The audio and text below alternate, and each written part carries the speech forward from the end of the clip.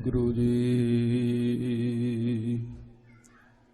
एक ओंकार सतनाम करता पुरख निरभव निर्वैर अकाल मूर्त अजूनी सैभं गुर प्रसाद जप याद सच जुगाद सच है भी सच नानक होसी भी सच। नानक गुरु गोबिंद सिंह पूर्ण हरि अवतार जगमग जोत विराज है श्री गुरु ग्रंथ मझार। भेष मारे अथाह अगंत अतोलै ज्यों बुलाव हो त्यों नानक दास बोले। वाहिगुरु जी का खालसा वाहिगुरु जी की फतेह। परम सत्कारयोग गुरु स्वरूप गुरु खालसा साध संगत जीओ, आप सरबत संगतां गुरु नानक दे 11वें स्वरूप श्री गुरु ग्रंथ साहिब जी महाराज दे पावन पवित्र हजूरी दे अंदर बहुत ही सत्कारयोग गुरमुख प्यारे दोनों ही परिवार जिन्हां दे बच्चे बच्ची नूं गृहस्थ मार्ग की लड़ी विच परोण दे वास्ते जिथे सतगुरु दियां आसीसां प्राप्त करन दे लई गरीब नवाज सतगुरु जी का प्रकाश है, उथे संगत रूप दे अंदर आप समूहों साध संगत दे रूप विच सतगुरु जी का आप साक्षात खालसो मेरे रूप है खास खालसे मैं हाँ करो निवास। सतगुरां ने महान कृपा की है। सत्कारयोग भाई गुरमीत सिंह जी, बीबी गुरबचन कौर, तिन्हां दे सपुत्र भाई अमोलक सिंह जी दे नाल गुरमुख प्यारे भाई शमशेर सिंह जी, बीबी रमिंदर कौर जी की सपुत्री बीबी गुरिंदर कौर जी के आनंद कारज ते जो पूर्ण गुरमत अनुसार कले गुरमत अनुसार नहीं पूर्ण गुरमत के अनुसार। पूर्ण मैं इस करके कह रहा भी किसी पक्ष दे विच भी कोई अधूरापन नहीं है। पूर्ण गुरमत अनुसार आनंद कारज की रस्म हुई है। सत्कारयोग ज्ञानी जी ज्ञानी सुरजीत सिंह जी संप्रदा दमदमी टकसाल जो इत्थे गुरमत की विद्या दान करते हैं। गुरमुख प्यारे ने प्रबंधकां ने चंगा प्रबंध किया है और उन्होंने कोल सैकड़े हज़ारां की गिणती के अंदर बच्चे बच्चियां जिथे पढ़ते हैं उत्थे इन्हां बच्चियां ने भी उन्होंने कोलों संथ्या की हुई। तो अजिहे माहौल दे विच सिक्ख्या वाली कोई बात जचदी नहीं। तिन को क्या उपदेशी है जिन गुरु नानक देव। परदास त्यों जो भाई शमशेर सिंह जी ने विशेष करके और जो भाई गुरमीत सिंह जी दोनों परिवारों वालों दास नूं हुक्म सी, जिस करके बैन कोबर का प्रोग्राम विचकार ही छड्ड के दास नूं पहुँचना पिया और ये कोई आसान नहीं। मैं समझदा मेरी ड्यूटी बनती सी। बच्चे बच्ची का दोनों का विशेष करके ख्याल सी और मैं इन्हां बच्चों नूं एक गल कही सी भी कुछ गल्लां मैं आनंद कारज जदों तुहाडे होणगे उस वेले गुरु की हजूरी विच कोई गल्लां साझियां करनियां चाहुंदा भी होर कोई ध्यान नाल सुने ना सुने, तुसीं दोनों ने विशेष करके ध्यान देना। बच्चे नूं भी ये गल कही सी, बच्चे नूं भी कही। गुरु कृपा करे वो मैं बाद दे विच बच्चों की गल वल आउणा कि पहलां असीं ये गल समझ लईए कि सैकड़े नहीं हज़ारां बार असीं बच्चे बच्चियां दे विआहां ते जाने आ भी कम से कम सानू इस शब्द की परिभाषा आनी चाहिए है कि विवाह का अर्थ की है। जे शब्द वरतिया भाई गुरदास साहब जी ने तो अक्सर इहदे विच कोई शब्द विच अर्थ भी है। ते विवाह दे कुछ प्रवाची शब्द भी हैं। इनू विवाह भी कहा जाता है, उदवाह भी कहा जाता है, निकाह, फेरे, आनंद, दार प्रग है, पान ग्रहण आदि इहदे नाम प्रवाची शब्द। और इस दियां 8 किस्मां जिहड़ियां विआह दियां लिखियां होईयां ने हिंदू मत के ग्रंथां विच, पर गुरमत दा विआह उन्हां नालों विलक्षण है। उदय, दैव, आर्श, प्रजापति, असुर, गंधर्व, राक्षस, पैशाच आदि ये नाम हैं। आपां वो लम्मे विचार ना करिए। ते उन्हां विचों जिहड़ा गुरमत दा विआह है इहदी विशेषता है। भाई गुरदास एक गल कहिंदे है, वो हैरानी करन वाला अर्थ कढ़िया भाई गुरदास जी ने। ये ठीक है, भावें कोशकर्ता ने भाई कान सिंह नाभा ने कोश दे विच इहदा जिहड़ा अर्थ कीता है, उन्होंने ये अर्थ कीता है भी विवाह का अर्थ है लै जाण दी किरिया। भाव इस्त्री नूं पेके घर तो अपने घर दे विच लै जाण दी किरिया, वो अजिहा अर्थ कढ़दे है भाई कान सिंह जी नाभा। भावें ये भी अर्थ ठीक है, इहदा कोई खंडन नहीं, पर जिहड़ा अर्थ भाई गुरदास जी ने कीता है उत्थे तक भाई कान सिंह नाभा की भी पहुँच नहीं है। उन्होंने एक मिसाल दी है भी गुर चेले विवाहो तुरी चढ़ाया। ये पंक्ति गौर नाल सुननी भी भाई साहब कहते हैं भी गुरु और चेले का जदों विआह होया तो फिर हैरानी होएगी भी बच्चे बच्चियां दे विआह तो सुने सी, गुरु ते चेले दी विआह की गल कित्थों आ गई। विवाह का अर्थ देखो भाई साहब ने की कढ़िया। वो कहते गुरु ते चेले का विवाह होया, विवाह का भाव है दोनों का मिलाप होया। विवाह का अर्थ ही मिलाप है। गुर चेले विवाहो तुरी चढ़ाया प्रमाण दिता भाई साहब ने।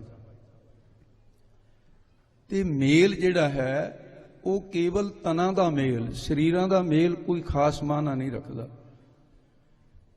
मन मेली कर मेल मिलन दे। भाई गुरदास कहते भी जदों मन मिल जाण उस नूं मिलाप कहा जाता है। ते तुलसी ने गल बड़ी सोहनी कीती है। वो कहता है मेल सदीव तां रहिंदा है, आसा इष्ट उपासना खान पान पहरान, तुलसी जाके खट मिले सोई मिलिया जान। ते साडे धर्म की दुनिया के अंदर प्राचीन समय तो लैके साडे गुरु साहबानां दे काल तक एक धर्म की दुनिया के विच उपदेश सी कि गृहस्थी जीवन के अंदर जिस बच्ची ने गृहस्थ विच प्रवेश करना है तो उहदे लई सिक्ख्या की है। जिस बच्चे ने गृहस्थ मार्ग विच प्रवेश करना है ते उहदी पढ़ाई उहदी सिक्ख्या की है। ते अज ये सिक्ख्या भावें संसार के अंधा धुंद विच रुल गई है। ते गुरु ग्रंथ साहब के अंदर इतिहास के अंदर भाई गुरदास की रचना के अंदर अज भी ये उपदेश जिउंदा त्यों जीवित है। ते उहदे अनुसार अगर साडा जीवन होवे तां सतगुरु महाराज साहब जी कृपा करन तां मेल मेल ही बनिया रहेगा। कदे इहदे विच कदे भी दराड़ नहीं आ सकती।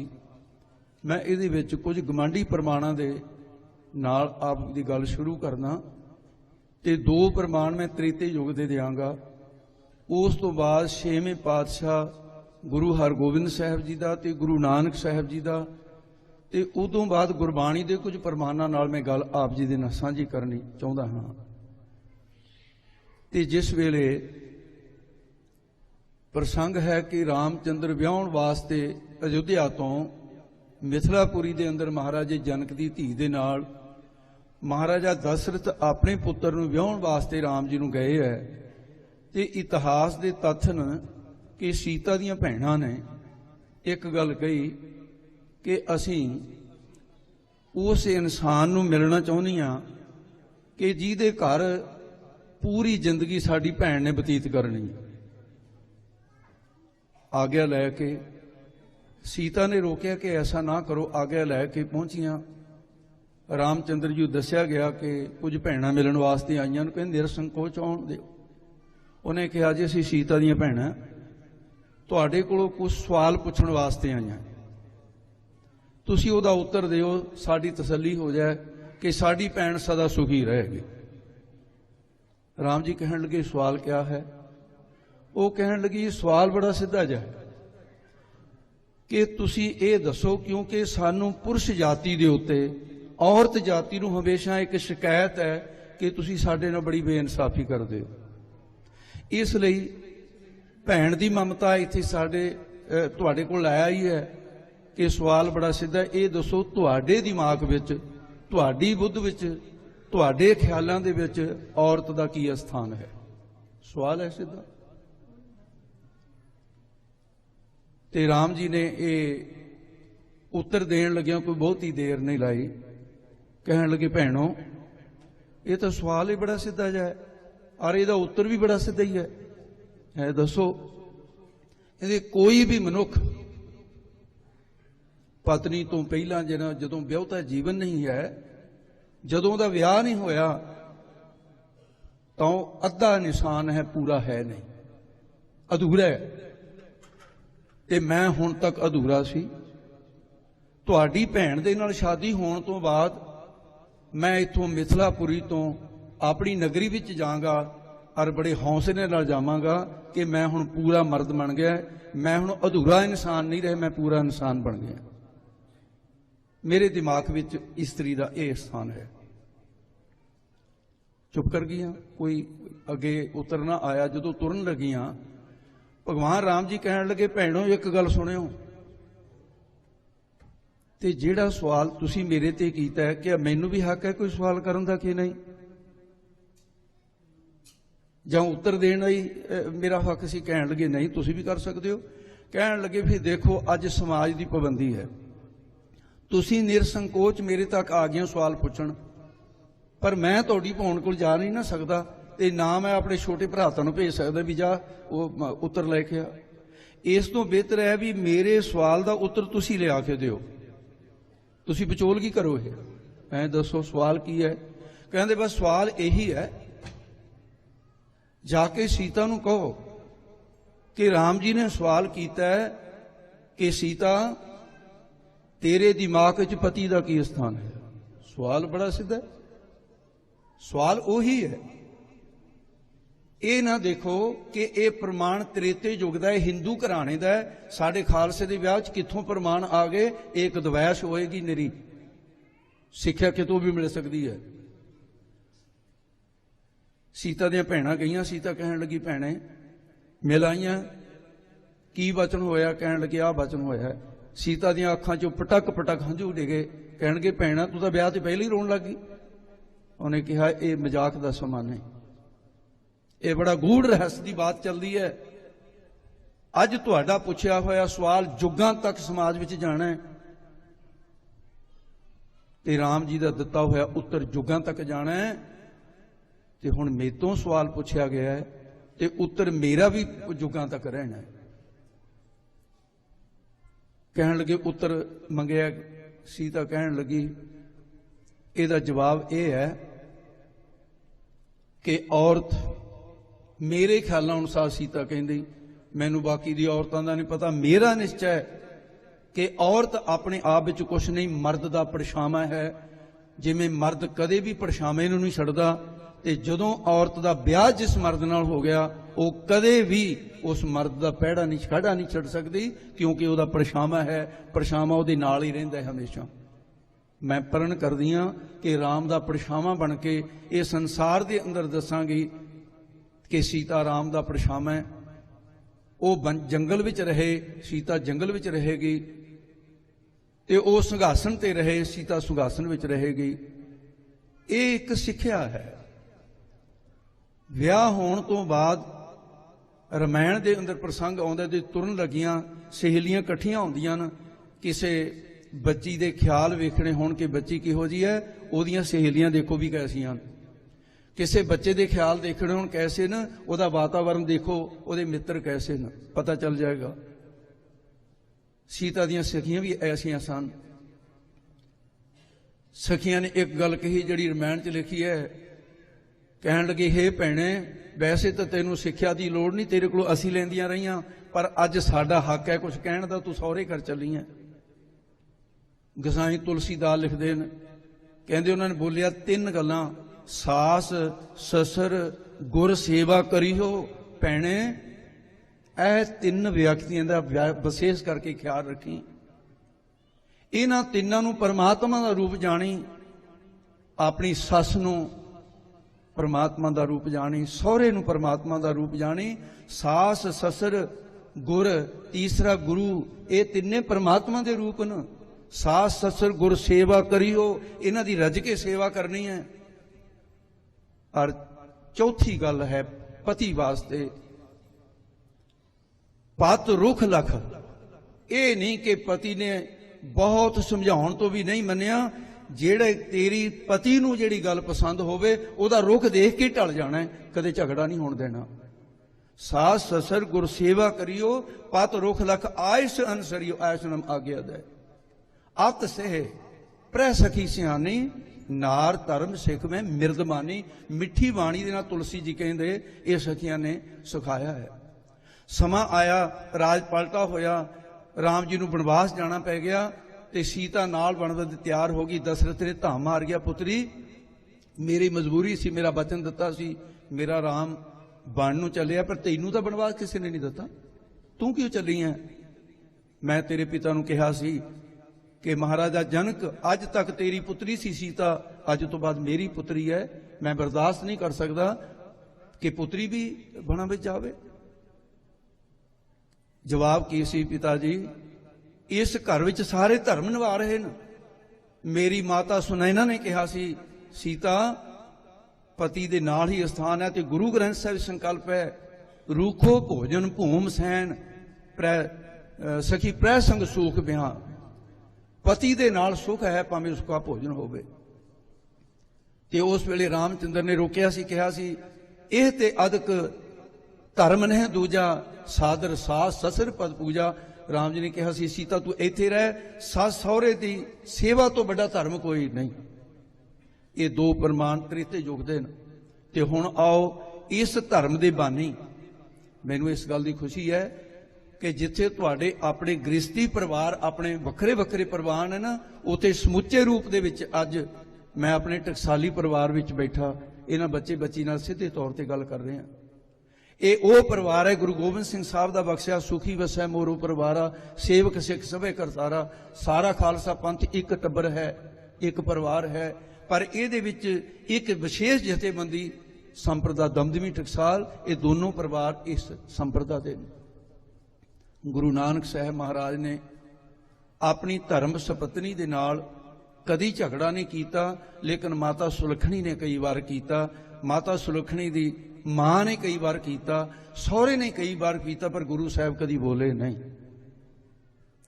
अज एक समा आया गुरु दी चुप ने ते गुरु दे सुभाव ने चंदो राणी वर्गी, जिन्हों भाई साहब कहते हैं भाई संतोख, चंदो राणी कड़की फिर बिजली वांगू कड़कदी सी जदों महाराज का अपमान करदी सी, पर अज ढल गई। ते भैन नानकी ने जो सिक्ख्या दिती, जदों दसिया कि अपने वीर का सुभाव दसिया, करतब दसे, थोड़ा चो सुल्तान पर रही, ते अज ढल के अखां भर के कहंदे पुत्री सुलखणी अज एक गल कहां तैनूं। भाई संतोख सिंह ने श्री गुरु नानक प्रकाश कथा आरंभ होनी है कल नूं, उहदे सारे बचन आउणे ने। कहने एक बचन कहां? कहंदी हाँ मां जी की कहना चाहुंदे हो? कहंदे देख तूं अपने पेके घर दे विच ना जदों अपने माता पिता को साडे कोल रहिंदी सी, बड़ी प्यारी सी सानू, तू नहर कर हुती दुलारी, ना जाने कोई सेव प्रकारी, असीं तेरे कोल कोई बहुता काम नहीं सी कराया, तैनूं बाहली सेवा नहीं सिखाई, इस करके तू बड़ी अनजान है। अज मैं तैनूं कुछ कहना चाहुंदी हां। तू नहर कर हुदी दुलारी, ना जाने कोई सेव प्रकारी, अब मन समझ, हुण मेरी गल समझ लै, जेड़ी मेरे भी गल पहलां समझ नहीं आई, अब मन समझ सेब पत कीजै, परे रजाए सर्व सुख लीजै। जे अपनी पति की सेवा करेगी तो सारे सुख तेनू मिलणगे। और फिर समुचे रूप विच माता कह रही है, माता सुलखणी जो गुरु नानक साहब जी के महल उन्होंने गुरु साहब की सस कह रही है, पत की सेव करत तीय जेती। इतिहास है साडा ये। संसार की कोई भी औरत जिहड़ी पति की सेवा करती है और पति नूं परमेश्वर मन के करती है, भावें बंदा परमेश्वर नहीं, माता पिता परमेश्वर नहीं, पत्थर परमेश्वर नहीं, पर प्रतीक उपासना है। सरब ने अपने माता पिता नूं प्रतीक उपासना की। मेरे माता पिता भावें अन्ने न पर मेरा रब है। अज तक उहदी गल हो रही है। जिस औरत ने पति नूं परमेश्वर समझिया है ते उन्हां दीयां कहानियां मौजूद ने अज तक। पत की सेव करत तिया जेती, सुखी रहत दोए लोकन तेती। दोनों लोकां सुखी रहिंदी है। इस प्रकार की सीख सिखानी, कितक दिवस रह चंदोरानी। चंदोरानी सी इहदा नाम। बीबी वीरो दा ब्याह होया, इतिहासक तत्थ न। छेवें पातशाह की इकलौती बेटी सी। महाराज ने कोई ये नहीं देखा कोई बहुत बड़ा कोई रजवाड़ा होवे, कोई राजा होवे। गुरु हरगोबिंद साहब की धी है, 5 भरावां दी एक कोई भैन है गुरु तेग बहादुर साहब महाराज दी। 5 भरा न, भैन एक है। बीबी वीरो अजिही संसार दे विच एक वो लड़की सी जिसनों 3 मावां मिलियां हुई सन, क्योंकि दूजियां मावां दे लड़की कोई नहीं सी, धी कोई सी। आ सारियां माता गुरु साहब के 3 विआह सन और ये समझा तिन्नां दी एक सांझी धी है जिन्हों असीं अज विदा करन लगी हैं। 6वें पातशाह की पुत्री है। तो उस वेले फिर महाराज साहब ने देखा भी गुरु नानक की सिੱਖੀ विचों एक कीमती फुल देखा सुगंधी वाला अपनी धी दे वास्ते, जिहड़ा नरोल गुरमत नाल जुड़िया होया सी परिवार, ओहदी चोण कीती। कोई धन की चोण नहीं कीती, जमीन की चोण नहीं कीती, बिजनेस की चोण नहीं कीती, गुरमत की चोण कीती। मेरा दमाद कैसा होवे, ये गुरु हरगोबिंद साहब की सोच है कि जिहड़ा गुरु नानक के चरणों नाल जुड़िया होवे। ते विआह दा समा आया, जिवें अज साडी सत्कारयोग बेटी जिथे शमशेर सिंह की बेटी है, मैनू अपनी धी वांगू स्नेह है इस बच्ची नाल। मैं निक्की हुंदी अपने हत्थां दे विच इन्हां बच्चों नूं पलदा, जिथे माता पिता आंगन विच पले न, इन्हां परिवारां नाल वाह है। ते बीबी तैयार कीती। भाई संतोख सिंह साहब जी लिखदे ने, महाकवि कहंदे, बीबी वीरो करी तैयार ते तैयारी कर दित्ती, वस्त्र सजा दित्ते, बरात आन ढुकी है, सवा आनंद कारज दा हो गया है। बीबी वीरो करी तैयार सब माता, 3 मातावां, माता दमोदरी है, माता नानकी गुरु तेग बहादुर साहब महाराज सच्चे पातशाह दी माता, ते माता मरवाही जी। 3 महल हैं पातशाह दे। सब माता ने इकट्ठियां होके सब माता मिलदी ओ प्यार। कहंदे उस वेले 3 मावां नूं देख के पुत्री विदा होण लगी, कुछ प्यार दे हंझू आ गए। इतिहास में ऐसा ही लिखा हुआ है। ते उस वेले बैराग करा बीबी तब भारी। बीबी बैराग विच आ गई कि अज शहनशाह दे घर गुरु हरगोबिंद साहब दे इत्थे जमी पली आ ते अज मैं अपने घर नूं चली जाना है। ते उस वेले हुंदा तां है, बैराग करा बीबी तब भारी, सिक्ख्या दीन मात सुभचारी। 3 मातावां ने सिक्ख्या दित्ती। पहला 2 मावां ने वखरी सिक्ख्या दित्ती ते तीसरी मां ने वखरी सिक्ख्या दित्ती है। माता मरवाही ते माता नानकी बोले, पुत्री सदा पत की सेवा मह सद रही हो। पति की सेवा विच रहना हर वेले, ये गुरु ग्रंथ साहब की सिक्ख्या है। यही अज तेरी मां की असीस है साडियां दोनों की। पत की सेवा मैं सद रही हो, पुत्री सिख हमारी लही हो। ये साडी सिक्ख्या है। बारी आई माता दमोदरी जी ने अपनी कुख तो बीबी वीरो ने जन्म दिता सी ते धा के अपनी मां दे गल चिंबड़ी और कहा, मां इस घर विच रहिंदियां जे तेरी धी तो कदे गलती होई होवे तां माफ कर दी। मेरे वीरां दी देखभाल दे विच किरे मेरे कोलों गलती होवे ਆਪਣੀ ਧੀ ਦੀਆਂ ਗਲਤੀਆਂ ਮਾਫ ਕਰ ਦੇ ਤੇ ਮੈਂ ਹੁਣ ਬੇਗਾਨੀ ਹੋ ਗਈ, ਆਪਣੇ ਘਰ ਚੱਲੀ ਆ। ਕਹਿੰਦੇ ਮਾਤਾ ਦਮੋਦਰੀ ਦੀਆਂ ਅੱਖਾਂ ਵਿੱਚ ਪਾਣੀ ਆ ਗਿਆ। ਇਤਿਹਾਸ ਦੇ ਪੰਨੇ ਨੇ, ਮਾਤ ਦਮੋਦਰੀ ਮਿਲ ਮਿਲ ਰੋਈ, ਅਹੋ ਨਾਰ ਸੰਗ ਦੁਖੀ ਨਾ ਕੋਈ। ਇਹ ਵਿਧਾਤਾ, ਇਹ ਕੈਸੇ ਲੇਖਨ। ਮੈਂ ਜਿਸ ਧੀ ਨੂੰ ਆਪਣੀਆਂ ਪੁੱਤਾਂ ਨਾਲੋਂ ਪਿਆਰੀ ਸਮਝਿਆ ਸੀ, ਅੱਜ ਤੇਰੀ ਮਰਜ਼ਾਦਾ ਬਣਾਈ ਹੋਈ ਕਹਿੰਦੀ ਹੈ ਮੈਂ ਆਪਣੇ ਹੱਥੀਂ ਇਸ ਨੂੰ ਦੂਸਰੇ ਘਰ ਭੇਜ ਰਹੀ ਹਾਂ। ਇਹ ਮਰਜ਼ਾਦਾ ਹੈ। ਮਾਤ ਦਮੋਦਰੀ ਮਿਲ ਮਿਲ ਰੋਈ, ਅਹੋ ਨਾਰ ਸੰਗ ਦੁਖੀ ਨਾ ਕੋਈ। ਫਿਰ ਸਿੱਖਿਆ ਤੇਰੀ ਪੁੱਤਰੀ ਸਦਾ ਧਰਮ ਮੈਂ ਰਹੀ ਹੋ। ਇਹ ਹੈ ਧਰਮੀ ਮਾਤਾ ਦੀ ਸਿੱਖਿਆ। ਪਤ ਬਿਨ ਸੇਵ ਨਾ ਦੂਸਰ ਲਈ ਹੋ। ਜਿਹੜਾ ਅਸਥਾਨ ਪਤੀ ਨੂੰ ਦੇ ਦਿੱਤਾ ਪੂਰੇ ਸੰਸਾਰ ਦੇ ਵਿੱਚ ਕਿਸੇ ਦਾ ਨਹੀਂ ਹੈ। ਤੇ ਸ੍ਰੀ ਗੁਰੂ ਗ੍ਰੰਥ ਸਾਹਿਬ ਜੀ ਦੀ ਸਿੱਖਿਆ ਦੋ ਪੱਖਾਂ ਦੇ ਵਿੱਚ, ਔਰਤ ਜਾਤੀ ਭਾਵੇਂ ਪੈਰਾਂ ਤੋਂ ਲੈ ਕੇ ਸਿਰ ਤੱਕ ਗਹਿਣਿਆਂ ਨਾਲ ਲੱਦੀ ਜਾਏ, ਸੁਰਖੀ ਬਿੰਦੀਆਂ ਲਾ ਕੇ ਲੱਖ ਸ਼ਿੰਗਾਰ ਕਰ ਲਵੇ, ਪਰ ਗੁਰੂ ਗ੍ਰੰਥ ਸਾਹਿਬ ਨਹੀਂ ਮੰਨਦੇ। ਮਾਰੇ ਕਹਿੰਦੇ ਮੈਂ ਉਹ ਸ਼ਿੰਗਾਰ ਮੰਨਦਾ ਕਿ ਜਿਹੜੇ ਇਹ ਲੋਕ ਤੋਂ ਤੇਰੇ ਪਰਲੋਕ ਤੱਕ ਪਿੱਛਾ ਕਰਨਗੇ, ਤੇਰੇ ਨਾਲ ਜਾਣਗੇ ਪਰਲੋਕ। ਮੈਂ ਤੈਨੂੰ ਉਹ ਗਹਿਣੇ ਦੇਣੇ ਚਾਹੁੰਦਾ। ਗੁਰੂ ਗ੍ਰੰਥ ਸਾਹਿਬ ਇਹ ਕਹਿ ਰਹੇ ਨੇ। ਸਤ, ਸੰਤੋਖ, ਦਇਆ, ਧਰਮ, ਇਹ ਗਹਿਣੇ ਨੇ। ਸ਼ਿੰਗਾਰ ਬਣਾਵੋ ਸਫਲ ਸੁਹਾਗਣ ਨਾਨਕਾ ਆਪਣੇ ਪ੍ਰਭਾਵੋ। ਹੇ ਸੁਹਾਗਣ, ਜੇ ਤੂੰ ਚਾਰ ਗਹਿਣੇ ਮੇਤੋਂ ਲੈ ਲਵੇਂ, ਗੁਰੂ ਗ੍ਰੰਥ ਸਾਹਿਬ ਕਹਿੰਦੇ ਤੇਰਾ ਆਹ ਲੋਕ ਵੀ ਸੁਖੀ, ਤੇਰਾ ਪਰਲੋਕ ਵੀ ਸੁਖੀ ਹੋ ਜਾਏਗਾ। ਔਰ ਇੱਕ ਗੱਲ ਦਾ ਧਿਆਨ ਰੱਖੀ, ਤਨ ਮਨ ਦੇ ਆਪਣੇ ਪਤੀ ਨੂੰ ਕੱਲਾ ਤਨ ਹੀ ਨਹੀਂ, ਇਹ ਤਾਂ ਪਸ਼ੂ ਵੀ ਦੇ ਦਿੰਦੇ ਨੇ ਆਪਣਾ ਤਨ, ਪੰਛੀ ਵੀ ਦੇ ਦਿੰਦੇ ਨੇ। ਮੈਂ ਇਸ ਗੱਲ ਨੂੰ ਨਹੀਂ ਮੰਨਦਾ। ਮਾਰੇ ਕਹਿੰਦੇ ਤਨ ਦੇ ਨਾਲ ਆਪਣਾ ਮਨ ਵੀ ਪਤੀ ਨੂੰ ਦੇਣਾ। ਤਨ ਮਨ ਦੇ ਨਾ ਅੰਤਰ ਰੱਖਿਆ, ਕਦੇ ਭੇਦ ਨਹੀਂ ਰੱਖਣਾ, ਕਦੇ ਫਰਕ ਨਹੀਂ ਰੱਖਣਾ। ਪਤੀ ਤੇ ਪਤਨੀ ਵਿੱਚ ਕਦੇ ਝੂਠ ਨਹੀਂ ਆਉਣਾ ਚਾਹੀਦਾ। ਤਨ ਮਨ ਦੇ ਨਾ ਅੰਤਰ ਰੱਖੈ, ਅਵਰਾ ਦੇਖ ਨਾ ਸੁਣੈ ਅਪਾਖੈ।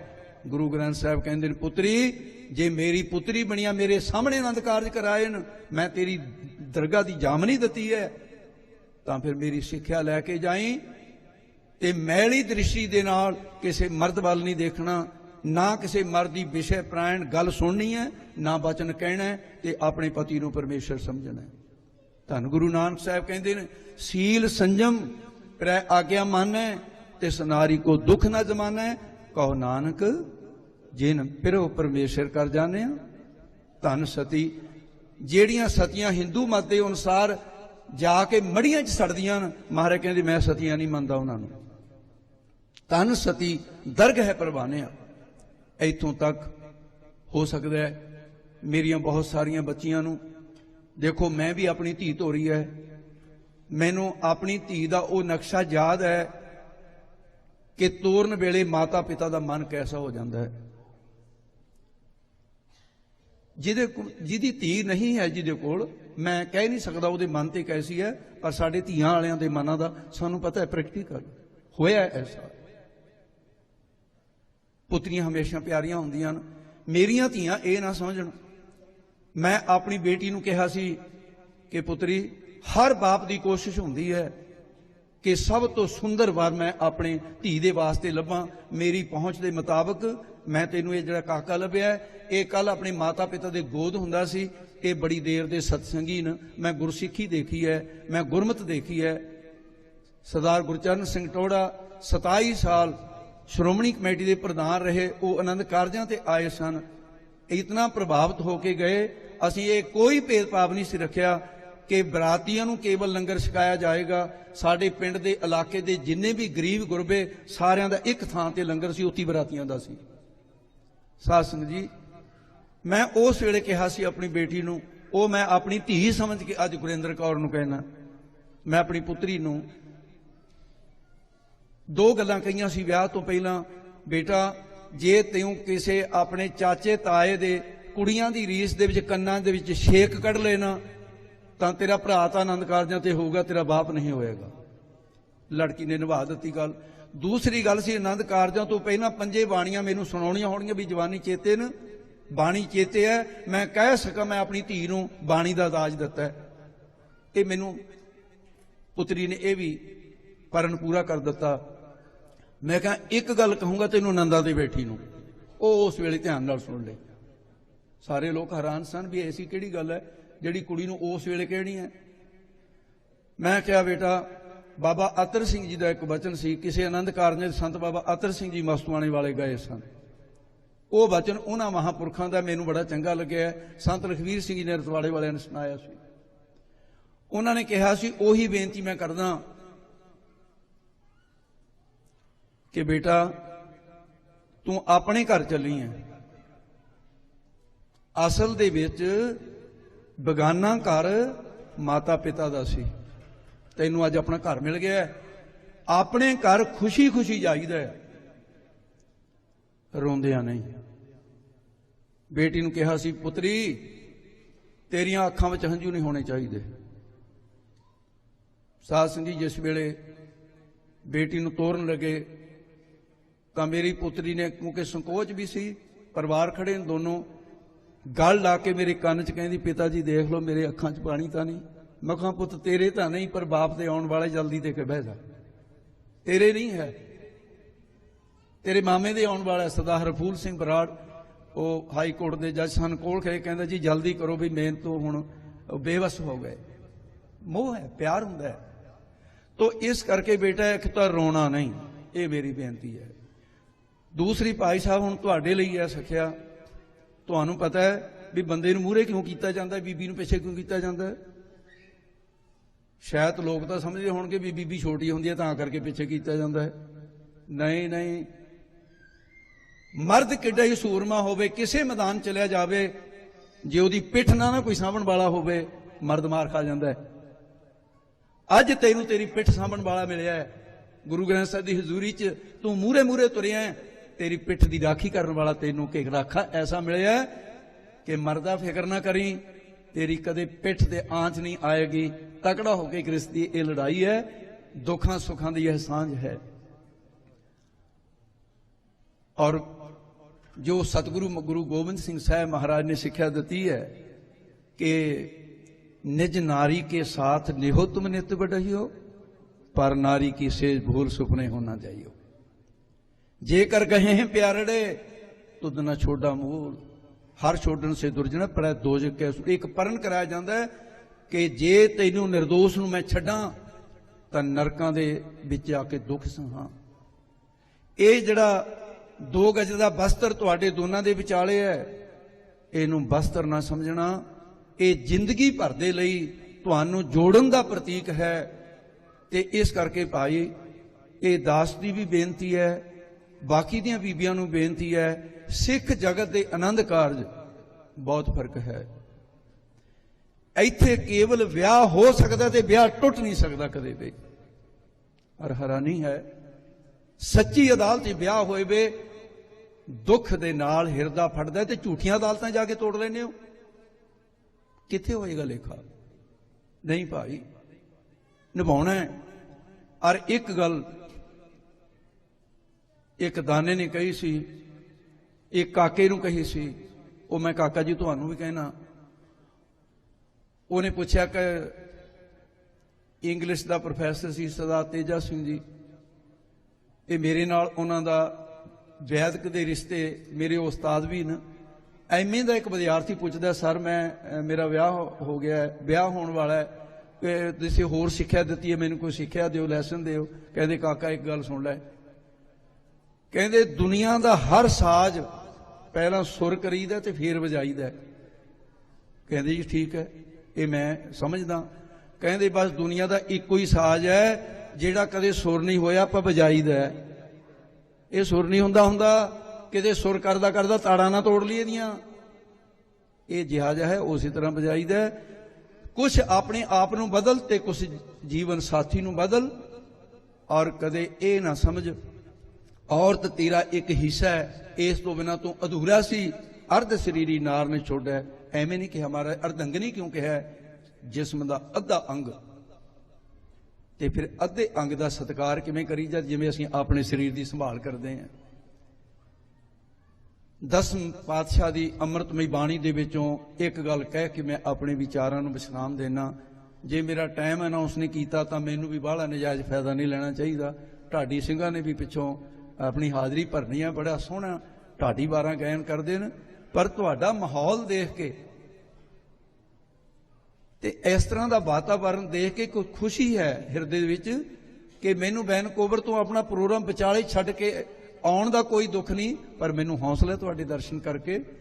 ਇਹ ਬਰਾਤ ਦੇ ਵਿੱਚ ਐਡੇ ਗੁਰਸਿੱਖ, ਨਾਮ ਬਾਣੀ ਦੇ ਨਾਲ ਭਿੱਜੇ ਹੋਏ ਗੁਰਸਿੱਖ, ਤੇ ਸਾਡੀ ਗਾਹਾਂ ਵਾਲੀ ਪੀੜ੍ਹੀ ਟਕਸਾਲੀ ਪਰਿਵਾਰ ਦੀ ਇਹ ਫੁਲਵਾੜੀ ਖਿੜੀ ਹੋਈ ਦੇਖ ਕੇ ਇੱਕ ਹੌਸਲਾ ਹੋਇਆ ਕਿ ਸੱਚੇ ਪਾਤਸ਼ਾਹ ਸਾਡੀ ਤਾਂ ਲੰਘ ਲੰਘਾ ਗਈ ਸੀ, ਇਹ ਤੇਰੀ ਅਗਲੀ ਪੀੜ੍ਹੀ ਟਕਸਾਲੀ ਪਰਿਵਾਰ ਜਿਹੜਾ ਉਹ ਵੀ ਟਹਿਕ ਦੇ ਫੁੱਲ ਦੇਖ ਕੇ ਇੱਕ ਹੌਸਲਾ ਵੱਜਿਆ। ਦੁਨੀਆ ਟਕਸਾਲ ਦੀ ਹੋਂਦ ਨੂੰ ਮਿਟਾਉਣ ਵਿੱਚ ਤੁਲੀ ਹੋਈ ਹੈ। ਟਕਸਾਲੀ ਮਹਾਂਪੁਰਖਾਂ ਦੇ ਨਾਂ ਤੇ ਚਿੜ ਰਹੇ ਹਨ ਸੰਤ ਬਾਬਾ ਜਰਨੈਲ ਸਿੰਘ ਜੀ ਵਰਗਿਆਂ ਤੇ, ਸੰਤ ਬਾਬਾ ਜਰਨੈਲ ਸਿੰਘ ਜੀ, ਸੰਤ ਬਾਬਾ ਕਰਤਾਰ ਸਿੰਘ ਜੀ ਔਰ ਸੰਤ ਗਿਆਨੀ ਸੁੰਦਰ ਸਿੰਘ ਜੀ ਪਿੰਡਰਾਂ ਵਾਲੇ ਬ੍ਰਹਮ ਗਿਆਨੀ ਮਹਾਂਪੁਰਖ, ਉਹਨਾਂ ਤੋਂ ਬਰੋਸ ਆਏ ਹੋਏ ਬ੍ਰਹਮ ਗਿਆਨੀ ਸੰਤ ਗਿਆਨੀ ਗੁਰਬਚਨ ਸਿੰਘ ਜੀ, ਜਿਨ੍ਹਾਂ ਦੇ ਕੀਤੇ ਹੋਏ ਅਰਥ ਦਾਸ ਦੇ ਜੀਵਨ ਦਾ ਇੱਕ ਆਧਾਰ ਆਸਰਾ ਬਣੇ ਹੋਏ ਨੇ ਅੱਜ ਤੱਕ। ਉਹਨਾਂ ਨੂੰ ਇਹ ਕਹਿਣਾ ਕਿ ਇਹ ਬਾਹਮਣ ਸੀ, ਇਹ ਬਾਹਮਣਾਂ ਦੀ ਵਿਦਿਆ ਸੀ ਇਹਨਾਂ ਦੇ ਕੋਲ। ਸਾਧ ਸਿੰਘ ਜੀ ਉੱਥੇ ਫਿਰ ਆਪ ਪਹਿਰੇਦਾਰ ਤਕੜੇ ਹੋ ਗਏ। ਉਹ ਗੁਰੂ ਕਿਰਪਾ ਕਰੇ, ਮੈਂ ਸ੍ਰੀ ਗੁਰੂ ਗੋਬਿੰਦ ਸਿੰਘ ਸਾਹਿਬ ਦੀ ਬਾਣੀ ਦੇ ਵਿੱਚੋਂ ਮੈਂ ਆਪਣੇ ਦਿਲ ਦੀਆਂ ਅਸੀਸਾਂ ਜਿਹੜੀਆਂ ਨਾ, ਇਹਨੂੰ ਅਸੀਸ ਸਮਝ ਲਿਓ, ਮੈਂ ਅਰਦਾਸ ਕਰਦਾ ਇਹਨੂੰ ਅਰਦਾਸ ਸਮਝ ਲਿਓ, ਅਰਥ ਜੋ ਮਰਜ਼ੀ ਤੁਸੀਂ ਕਰ ਲਿਓ। ਸਤਿਗੁਰੂ ਮਹਾਰਾਜ ਸਾਹਿਬ ਦਾ ਸਵਈ ਹੈ, ਢੋਲ ਮਰਦੰਗ ਬਜੈ ਸਭ ਹੀ ਕਰ, ਇਸੀ ਫਿਰ ਆਜ ਕੁਲਹਾਲ ਭਾਰੀ, ਗਾਵਤ ਗੀਤ ਬਿਜਾਵਤ ਤਾਰ, ਦਿਵਾਵਤ ਆਵਤ ਨਾਗਰ ਨਾਰੀ, ਢੇਰ ਹਜ਼ਾਰ ਬਜੈ ਇੱਕ ਵਾਰ, ਮਹਾਂ ਛਬ ਦੇਖ ਹਸੈ ਨਰ ਨਾਰੀ, ਦੇਹ ਅਸੀਸ ਕਹਿ ਜਗਦੀਸ਼, ਇਹ ਜੋੜੀ ਜੀਐ ਜੁਗਤ ਚਾਰ ਤਿਹਾਰੀ। ਸੱਚੇ ਪਾਤਸ਼ਾਹ ਇਸ ਬੱਚੇ ਬੱਚੀ ਦਾ ਆਪ ਜੀ ਨੇ ਜੋ ਕਰਮਾਂ ਦੇ ਅਨੁਸਾਰ ਚੋਣ ਕੀਤੀ ਹੈ, ਹਜ਼ਾਰਾਂ ਦੇ ਵਿੱਚੋਂ ਕਿਤੇ ਕਿਤੇ ਕੋਈ ਜੋੜੀ ਐਸੀ ਹੁੰਦੀ ਹੈ, ਬਹੁਤ ਚੋਣਵੀਆਂ ਜੋੜੀਆਂ, 94 ਬਿਆਨ ਐਸੇ। ਇੱਕ ਵਿਆਹ ਤੁਹਾਡਾ ਆਉਣ ਵਾਲੇ ਸਮੇਂ ਦੀ ਮਿਸਾਲ ਹੈ। ਐਸੇ ਗੁਰਸਿੱਖ ਹੋਰ ਵੀ ਜਿਨ੍ਹਾਂ ਦੇ ਵਿਆਹ ਹੋਏ ਹੈ, ਇਸ ਤਰ੍ਹਾਂ ਦੇ ਸਾਦਗੀ ਦੇ ਨਾਲ ਆਨੰਦ ਕਾਰਜ ਹੋਣੇ ਚਾਹੀਦੇ ਨੇ, ਮਰਜ਼ਾਦਾ ਨਾਲ ਹੋਣੇ ਚਾਹੀਦੇ ਨੇ। ਸੰਪੂਰਨ ਮਰਜ਼ਾਦਾ ਹੋਈ ਹੈ। ਮੈਂ ਦੋਨਾਂ ਪਰਿਵਾਰਾਂ ਨੂੰ ਆਪਣੇ ਵੱਲੋਂ ਵਧਾਈ ਦੇਣਾ ਕਿ ਸਤਿਗੁਰੂ ਮਹਾਰਾਜ ਸਾਹਿਬ ਸੱਚੇ ਪਾਤਸ਼ਾਹ ਨੇ ਮਹਾਨ ਬਖਸ਼ ਕੀਤੀ ਹੈ ਤੇ ਇਸ ਬੱਚੇ ਬੱਚੀ ਨੂੰ ਖੁਸ਼ੀਆਂ ਖੇੜੇ ਹਮੇਸ਼ਾ ਬਖਸ਼ਣੇ। ਔਰ ਇੱਕ ਗੱਲ ਕਾਕਾ ਜੀ ਵਿਸ਼ੇਸ਼ ਕਰਕੇ ਧਿਆਨ ਦਿਓ, ਮੈਂ ਆਪਣੀ ਗੱਲ ਸਮਾਪਤ ਕਰਨ ਲੱਗਿਆ। ਭਾਈ ਗੁਰਦਾਸ ਇੱਕ ਗੱਲ ਕਹਿੰਦਾ ਵਿਆਹ ਕਰਾਉਣ ਵਾਲੇ ਨੂੰ, ਇਹ ਅਸੀਂ ਕਦੀ ਨਹੀਂ ਭੁੱਲਣਾ, ਜਿਹੜੇ ਵਿਆਹ ਕਰਾਉਣ ਵਾਲੇ ਕਿਸੇ ਨੇ ਵੀ ਨਹੀਂ ਭੁੱਲਣਾ। ਉਹ ਕਹਿੰਦਾ ਉਹ ਕਾਕਾ ਵਿਆਹ ਕਰਾਉਣ ਵਾਲਿਆ, ਇੱਕ ਗੱਲ ਮੇਰੀ ਧਿਆਨ ਨਾਲ ਸੁਣ ਲੈ, ਇੱਕ ਗਲਤੀ ਕਰਦਾ ਬੰਦਾ ਉਦੋਂ ਜਦੋਂ ਜੰਮਦਾ ਹੈ। ਭਾਈ ਸਾਹਿਬ ਇਹ ਕੀ ਗੱਲ ਕਰ ਦਿੱਤੀ? ਕਹਿੰਦਾ ਇੱਕ ਗਲਤੀ ਹੁੰਦੀ ਆ ਉਸ ਵੇਲੇ, ਉਹ ਮੇਤੋਂ ਵੀ ਹੋਈ ਆ। ਭਾਈ ਗੁਰਦਾਸ ਕਹਿੰਦਾ ਉਹ ਕੀ ਗੱਲ ਸੀ? ਲਿਵ ਛੁੱਟ ਗਈ, ਲੱਗੀ ਤ੍ਰਿਸ਼ਨਾ, ਮਾਇਆ ਅਮਰ ਵਰਤਾ। ਉਹ ਕਿਸੇ ਦੇ ਵੱਸ ਨਹੀਂ, ਰੱਬ ਨਾਲੋਂ ਲਿਵ ਟੁੱਟ ਜਾਂਦੀ ਹੈ। ਤੇ ਇਹ ਗਲਤੀ ਸਾਰਿਆਂ ਤੋਂ ਹੁੰਦੀ ਹੈ, ਇੱਕ ਅਵਤਾਰੀ ਪੁਰਖਾਂ ਤੋਂ ਬਿਨਾਂ ਉਹ ਨਹੀਂ ਉਸ ਦੇ ਵਿੱਚ ਆਉਂਦੇ। ਕਹਿੰਦੇ ਦੂਸਰੀ ਗਲਤੀ ਜਿਹੜੀ ਹੈ, ਬਹੁਤ ਸਾਰੇ ਲੋਕ ਵਿਆਹ ਕਰਾਉਣ ਤੋਂ ਬਾਅਦ ਕਰਦੇ ਆ, ਸਾਰੇ ਨਹੀਂ, ਬਹੁਤ ਸਾਰੇ ਲੋਕ। ਕਹਿੰਦਾ ਇਹ ਸਮਾਜ ਵਿਗੜਦਾ ਜਾਂਦਾ ਹੈ। ਇਸ ਲਈ ਮੈਂ ਆਪਣੇ ਰੱਬ ਦਾ ਇੱਕ ਸੁਨੇਹਾ ਦੇਣਾ ਚਾਹੁੰਦਾ, ਆਪਣੀ ਰਚਨਾ ਰਾਹੀਂ ਦੇਣਾ ਚਾਹੁੰਦਾ ਕਿ ਮੈਨੂੰ ਮੇਰੇ ਰੱਬ ਨੇ ਕਿਹਾ ਕਿ ਭਾਈ ਗੁਰਦਾਸ ਕਹਿ ਦੇ ਸੰਸਾਰ ਨੂੰ ਕਿ ਜੇ ਦੂਸਰੀ ਗਲਤੀ ਕੀਤੀ ਇਹਦੀ ਮਾਫੀ ਕੋਈ ਨਹੀਂ ਹੈ, ਇਹਦੀ ਸਜ਼ਾ ਹੋਏਗੀ। ਪਹਿਲੀ ਗਲਤੀ ਦਾ ਸੰਬੰਧ ਮੇਰੇ ਨਾਲ ਸੀ, ਰੱਬ ਕਹਿੰਦਾ ਮੈਂ ਮਾਫ ਕਰ ਦੂੰਗਾ ਕਿਉਂਕਿ ਮੇਰੇ ਨਾਲ।